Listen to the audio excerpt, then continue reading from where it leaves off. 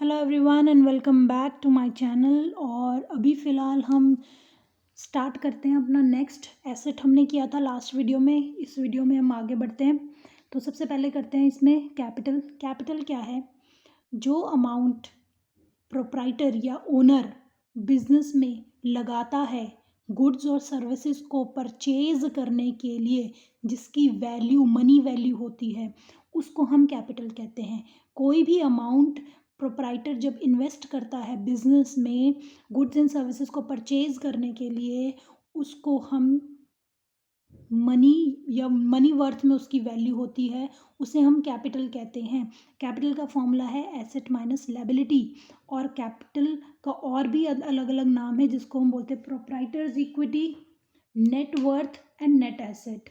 Proprietor equity, net worth and net asset, ये capital के तीन अलग अलग नाम हैं। और भी हैं, फिलहाल ये तीन आप कर लेना।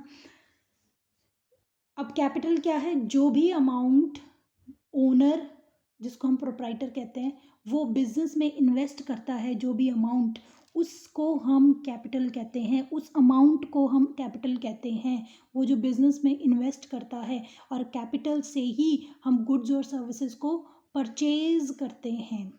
ठीक है। नेक्स्ट है लायबिलिटी। लायबिलिटी क्या है? अमाउंट बिजनेस हैज़ टू पे टू आउटसाइडर। जो भी पैसा बिजनेस ने आउटसाइडर को पे करना है, बिजनेस के बाहर जो भी पैसा देना है, वो सारी लायबिलिटी होती है। लायबिलिटी वर्ड कहाँ से बना? लायबल से बना। बिजनेस लायबल है, बिजनेस की के ऊपर ऑब्लिगेशंस हैं, वो मैंडेटरी है कि उसको ये पैसा बाहर देना ही देना है, उसको बोलते हैं हम लायबिलिटी। लेकिन जो भी पैसा प्रोप्राइटर को देना है बिजनेस ने, वो लायबिलिटी नहीं है। कौन सा बिजनेस ने पैसा देना ओनर को? ऑब्वियसली जब ओनर ने पैसा लगाया है बिजनेस में, अपनी कैपिटल लगाई है, जो पैसा प्रोप्राइटर इन्वेस्ट करता है उसको कैपिटल कहते हैं। और जो पैसा ओनर ने लगा दिया है, ऑब्वियसली इसीलिए लगाया ना, ताकि वो प्रॉफिट अर्न कर सके। तो वो कब मिलेगा ओनर को पैसा? जब बिजनेस की सारी लायबिलिटीज़ निकल जाएंगी और बाद में जो उसको पैसा बचेगा, उसमें से ओनर को पैसा मिलेगा। तो ओनर का जो अमाउंट जो बिजनेस ने देना है, उसको लायबिलिटी नहीं माना जाता। ठीक है। Amount owed to proprietor, not amount owed to proprietor. Liability में वो अमाउंट नहीं काउंट करते जो ओनर को देना है। ठीक है। अब लायबिलिटी क्या है? कौन कौन सी चीज़ें लायबिलिटी में आती है? Unpaid salary. जो भी सैलरी है एम्प्लॉयज़ की, वो अनपेड है, अभी दी नहीं है, वो देनी है, वो क्या है? लायबिलिटी है बिजनेस की, बिजनेस ने पे करना है। अनपेड वेजेस, जो भी हम लेबर को वेजेस देते हैं, ठीक है, एम्प्लॉयज़ को हम सैलरी देते हैं, लेबर को हम वेजेस देते हैं।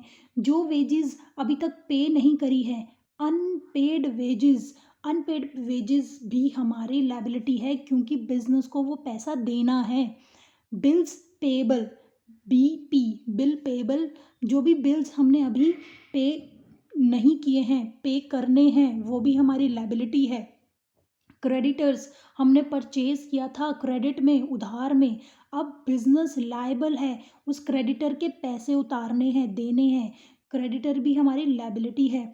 बैंक ओवरड्राफ्ट, बैंक ओवरड्राफ्ट क्या होता है? जो बिजनेस के नाम से एक बैंक में अकाउंट खोला जाता है, बैंक में जब बिजनेस के नाम से अकाउंट खुलता है तो उसको करंट अकाउंट कहते हैं। यूजुअली जब लोग अपने अकाउंट खोलते हैं, जैसे कोई भी फैमिली अपना अकाउंट खोलती है, वो सेविंग अकाउंट खोलती है, लेकिन बिजनेस का जो अकाउंट होता है वो करंट अकाउंट होता है, क्योंकि वो उसमें से पैसा आता और जाता रहता है। ठीक है।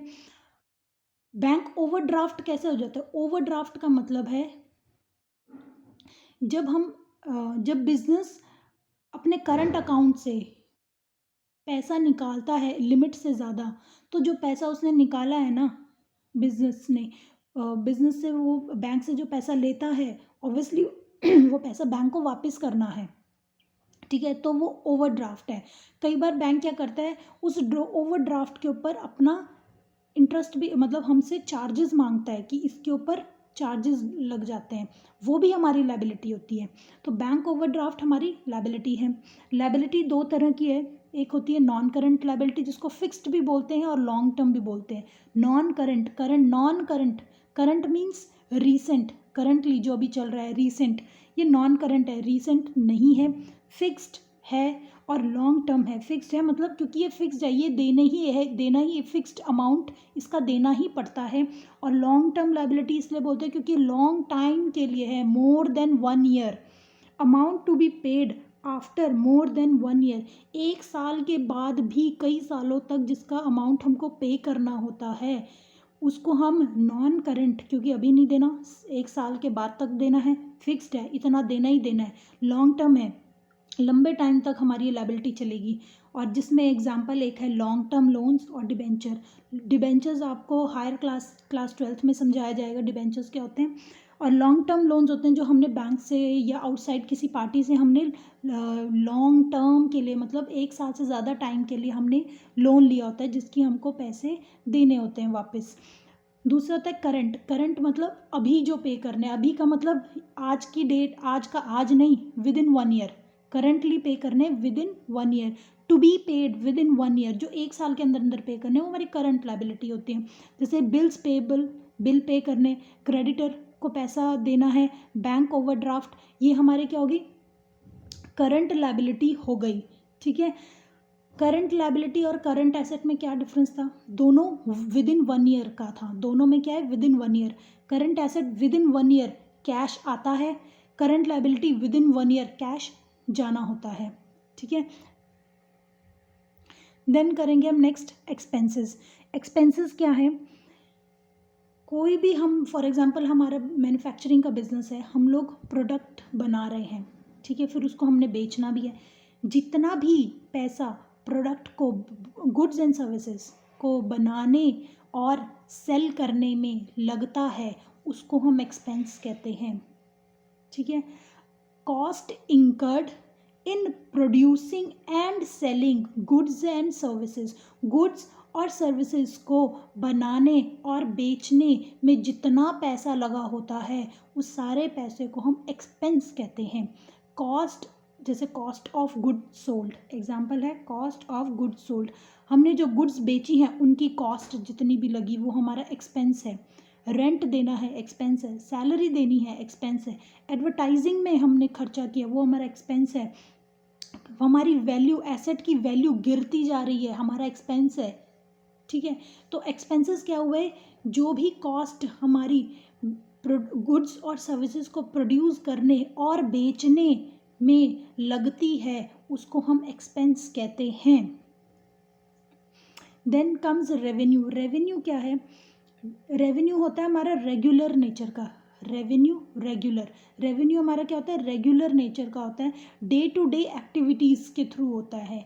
रेवेन्यू हमारा डे टू डे एक्टिविटीज़ के थ्रू होता है। और क्या होता है revenue, amount received from sale of goods, हमने डेली बेसिस पे जो पैसा हमको आया है गुड्स और सर्विसेज को बेचकर, एसेट बेचकर नहीं, गुड्स एंड सर्विसेज को, डेली एक्टिविटी, एसेट आप रोज़ थोड़ी बेचते हो, गुड्स और सर्विसेज को बेचकर जो हमको पैसे आते हैं उसको हम बोलते हैं रेवेन्यू। क्या होता है, revenue. Amount received from sale of goods, daily basis पे हम जो गुड्स को बेचते हैं और उससे पैसे आते हैं उसको हम रेवेन्यू कहते हैं। ठीक है, नेक्स्ट वीडियो में हम करेंगे एक्सपेंडिचर। और आज मैंने आपको लायबिलिटी, कैपिटल और एक्सपेंसेस और रेवेन्यू एक्सप्लेन किया। आई होप आपको समझ आया होगा। प्लीज़ इन टर्म्स को अच्छे से समझना ताकि आपको आगे कभी डाउट ना रहे। अगर आपको ये टर्म्स क्लियर नहीं होंगी तो सीरियसली अकाउंटेंसी टफ और बोरिंग लगेगी। In fact it's very interesting. कोई डाउट हो तो प्लीज़ मुझे बताना। Thank you.